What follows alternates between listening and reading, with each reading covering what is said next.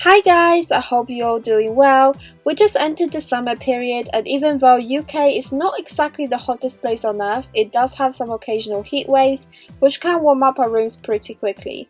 This is not so great news for bunnies, especially if the temperature rises into 30 degrees Celsius, as rabbits can overheat easily and potentially get a heat stroke and die. The optimal room temperature for bunnies is between 15 to 21 degrees Celsius.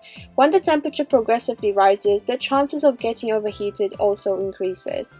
In this video, I want to show you some tips on how to keep your bunnies cool during those hot days.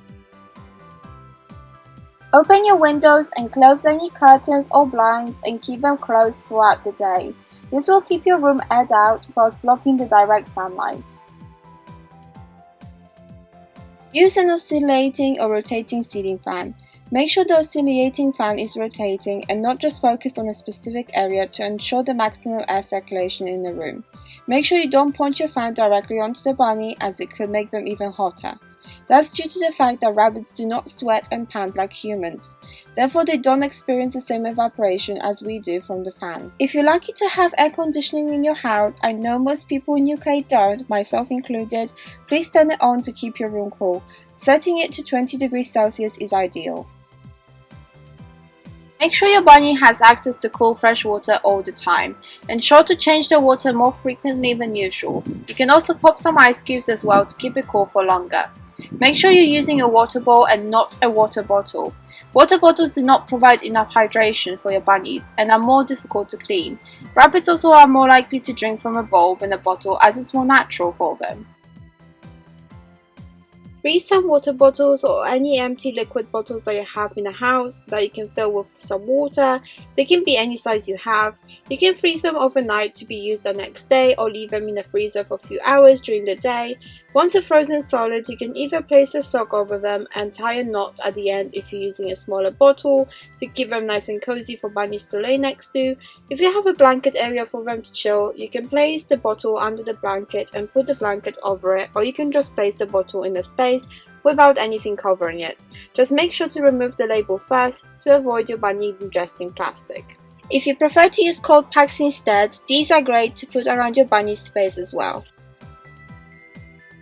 To provide your bunnies with extra hydration, you can rinse this salad for your bunnies under cold running water prior to giving it to them. This will get some water into their system.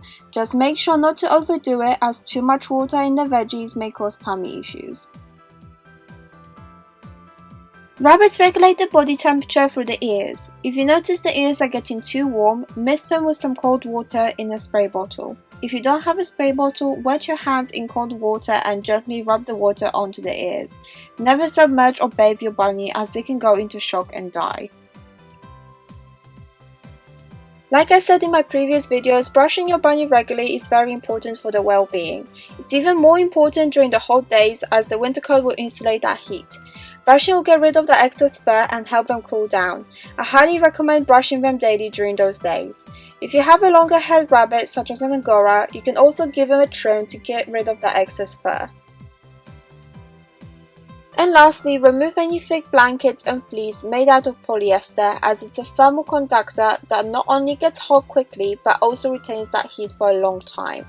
If you want to place a nice cozy material for your bunny, use some cotton bedding covers such as a sheet that is much more breathable and won't get hot easily.